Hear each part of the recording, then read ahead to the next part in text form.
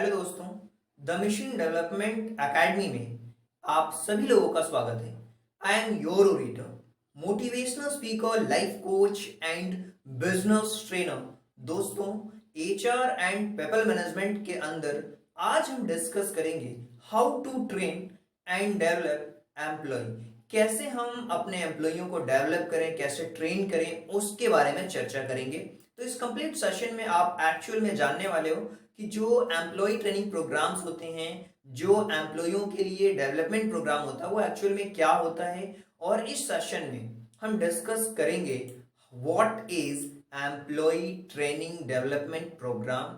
और अगर हम इस प्रोग्राम को एक हाई इम्पैक्टफुल तरीके से लागू करते हैं और तो क्या बेनिफिट्स होंगे, इसके बारे में भी बात करेंगे। और ये क्यों जरूरी है, इसके बारे में भी हम चर्चा करेंगे। इसके साथ साथ कैसे हम क्रिएट कर सकते हैं एक इम्पैक्टफुल एम्प्लॉय ट्रेनिंग प्रोग्राम, उसके बारे में चर्चा करेंगे। इसके साथ साथ आप सीखोगे कि कौन सा मेथड्स हैं, कौन सी टाइप्स हैं जिसके थ्रू आप एम्प्लॉइयों को ट्रेनिंग दे सकते हैं। तो सबसे पहली चीज जिसके बारे में हमें समझना होगा कि employ training development program actual में होता क्या है, इसको मैं एक प्रैक्टिकल एग्जांपल से समझाता हूं। मान लीजिए कि आज आपने कहीं किसी कंपनी में इंटरव्यू दिया और आपका सिलेक्शन हो गया। मान लीजिए आपने कॉल सेंटर की जॉब के लिए एक इंटरव्यू दिया है और वहां पर आपका सिलेक्शन हो जाता है। फिर क्या होता है कि 10 से 15 दिन का एक टाइम पीरियड होता है स्टार्टिंग का, जहां पर आपको ट्रेनिंग दी जाती है। मतलब सिखाया जाता है कि एक्चुअल में आपको कॉल्स को कैसे हैंडल करना है, कैसे बात करना है, कैसे ईमेल करना है, कौन सी पिच लाइन से जिनका यूज करना है, वो सारी बातें आपको सिखाई जाती है।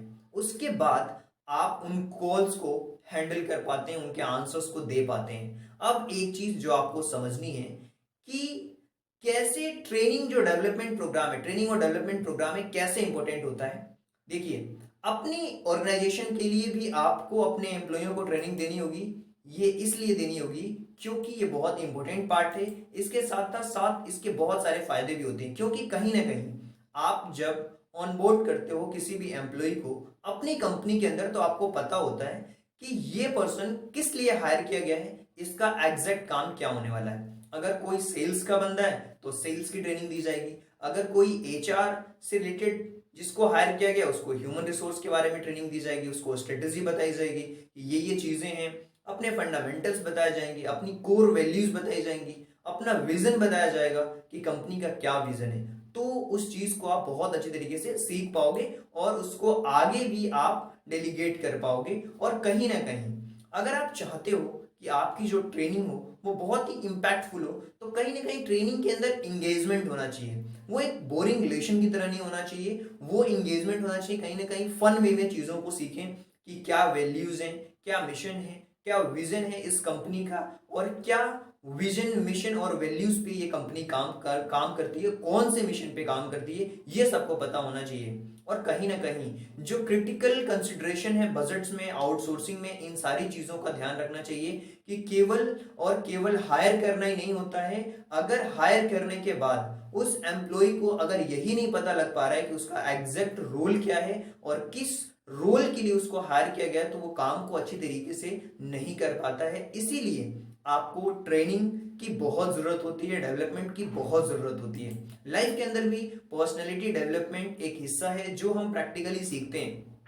अब यहाँ पे हमें समझना होगा कि आपने सर हमें बता दिया कि ये जो ट्रेनिंग प्रोग्राम है बहुत इंपॉर्टेंट है, और क्यों इंपॉर्टेंट है ये भी हमने जान लिया। क्योंकि केवल हायरिंग ही इंपॉर्टेंट पार्ट नहीं होता है। अगर हम इसको बहुत अच्छी तरीके से, इंपैक्टफुल तरीके से ट्रेनिंग प्रोग्राम को ऑर्गेनाइज करवाते हैं, तो क्या बेनिफिट्स हो सकते हैं आपकी ऑर्गेनाइजेशन के लिए। देखिए, बहुत ही सिंपल वे में मैं आपको एक्सप्लेन करने वाला हूं। सबसे पहली चीज कि आप अपनी कंपनी की वीकनेस के बारे में आइडिया लगा पाएंगे। यानी कि अगर आप कोई बिजनेस कर रहे हैं तो आपको यह पता लग जाएगा कि क्या वीकनेस है, यानी कि कमजोरियां क्या हैं। इसके साथ साथ आप उनको इंप्रूव करने पे और जो आपके एम्प्लॉय हैं उनके परफॉर्मेंस को सुधारने में ये हेल्प करता है ट्रेनिंग एंड डेवलपमेंट का प्रोग्राम। इसके साथ साथ बूस्ट मिलता है कंपनी की प्रोफाइल में, रेपुटेशन बिल्ड होता है कि यार हमारी कंपनी के अंदर एक प्रॉपर ट्रेनिंग दी जाती है और कहीं ना कहीं उस ट्रेनिंग के लिए लोगों को बहुत अच्छी तरीके से इंगेज किया जाता है, तो वहां पे कंपनी की प्रोफाइल बूस्ट होती है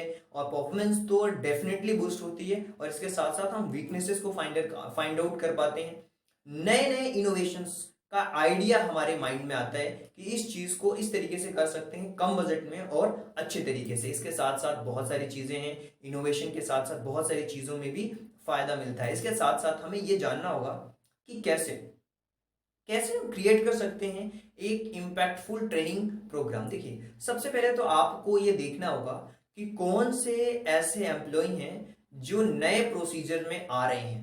तो ज्वाइनिंग से जस्ट पहले उनकी एक प्रॉपर ट्रेनिंग होनी चाहिए और हमें इंश्योर करना होगा उन सारे मैनेजर से न्यू हायरिंग के समय कि ट्रेनिंग उनकी चेकलिस्ट में है या फिर नहीं है। कि जब हायरिंग कर रहे हैं किसी पर्सन को तो उसको चेकलिस्ट में चेक करना होगा कि इस पर्सन की ट्रेनिंग प्रॉपर हुई है या फिर नहीं हुई है। तो ट्रेनिंग अगर नहीं हुई है तो उस ट्रेनिंग में आपको उसकी हायरिंग के समय वो चेकलिस्ट पॉइंट में आपको वो चीजें रखनी पड़ेगी, राइट।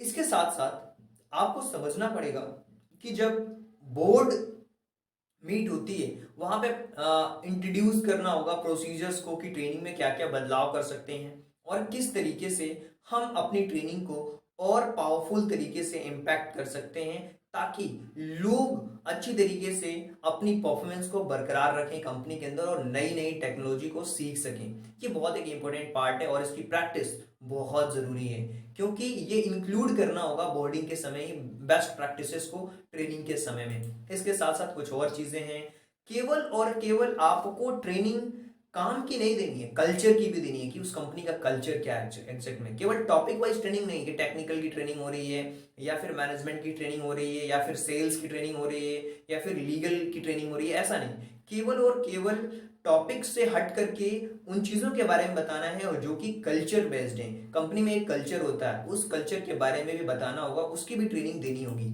इसके साथ साथ आपको regular reviews, feedbacks, forms fill up कराने होंगे, एडजस्ट करना होगा ट्रेनिंग प्रोग्राम्स को भी कि एक महीने बाद अब इस चीज की ट्रेनिंग होगी, नेक्स्ट मंथ इस चीज की ट्रेनिंग होगी, ये मीटिंग होगी, ये इंप्रूवमेंट की जरूरत है, तो उसके अकॉर्डिंग आपको ट्रेनिंग ऑर्गेनाइज करवाना पड़ेगा। तो ये सारी चीजें हैं जिससे आप अपनी जो ट्रेनिंग है उसको इंपैक्टफुल बना सकते हैं। वो फीडबैक के बेसिस पे, कल्चर के बेसिस पे, प्रैक्टिस करके, चेकलिस्ट के अंदर इंक्लूड करके ट्रेनिंग प्रोग्राम को, और जो नए एम्प्लॉय हैं उनके प्रोसीजर के अंदर आपको चेकलिस्ट के अंदर आपको ट्रेनिंग वाला पार्ट रखना ही होगा, तो जा करके आप एक इम्पैक्टफुल ट्रेनिंग दे पाओगे। इसके साथ साथ कुछ और चीजें हैं जिसके बारे में आपको समझना होगा और सीखना भी होगा कि वो कौन से मेथड्स हैं, ट्रेनिंग मेथड्स कौन कौन से। देखिए, बहुत सारे मेथड्स हैं। आजकल जब लोग वर्क फ्रॉम होम कर रहे हैं तो कहीं ना कहीं जो मेथड्स हैं वो चेंज हो चुकी हैं, जूम कॉल्स अलग अलग हो चुके हैं। ट्रेनिंग में आपको कहीं ना कहीं मटेरियल्स दिए जाते हैं, ई लर्निंग के मटेरियल दिए जा सकते हैं। इसके साथ साथ कोचिंग और मेंटरिंग की जाती है, किसी ट्रेनर को बुलाया जाता है, किसी लेक्चरर को बुलाया जाता है, किसी ग्रुप डिस्कशन के लिए लोगों को बुलाया जाता है, एक्टिविटीज कराई जाती है। कभी कभी क्या होता है, रोल प्लेइंग एक्टिविटीज होती है कि हम क्या करते हैं जब ट्रेनिंग देते हैं तो सिखाते हैं सेल्स के अंदर ज्यादातर कि मान लीजिए आप कस्टमर हैं और आप एक एग्जीक्यूटिव हैं, तो कैसे आप रिप्रेजेंट करेंगे अपनी कंपनी को, तो एक क्या क्या क्वेश्चन पूछ सकता है, एक कंप्लीटली उसकी भी ट्रेनिंग होती है जिसको हम रोल प्लेइंग ट्रेनिंग भी कहते हैं। उसके साथ साथ कभी कभी मैनेजमेंट बेस्ड एक्टिविटीज भी होती हैं, यानी कि आपको क्या करना होता है कि सिस्टम पे कैसे काम करना है, सॉफ्टवेयर पे कैसे काम करना है, उसकी ट्रेनिंग। इसके साथ साथ इन हैंड ट्रेनिंग भी होती है, आप प्रैक्टिकली जाकर के चीजों को करते हैं। तो ये सारी चीजें हैं। कभी कभी बुक्स दी जाती हैं आपको रीड करने के लिए, कुछ एक्सरसाइज दी जाती हैं जिससे पता चलता है कि आपने इस चीज को अच्छी तरीके से इंप्लीमेंट किया है या फिर नहीं किया है। तो ये सारे तरीके हैं जिनके थ्रू ट्रेनिंग मेथड्स को अप्लाई किया जाता है कंपनी के अंदर, राइट, और उसके अंदर इंप्लीमेंट किया जाता है, राइट, और लोग उसको सीखते भी हैं। तो आई होप कि ये जो इंप्लीमेंट का तरीका है ट्रेनिंग मेथड्स का वो आपको समझ आया होगा। आई होप कि बहुत सारी चीजें आप सीख पाए होंगे इस सेशन में। So thank you so much and thanks for giving your precious time at the last. God bless you, thank you so much.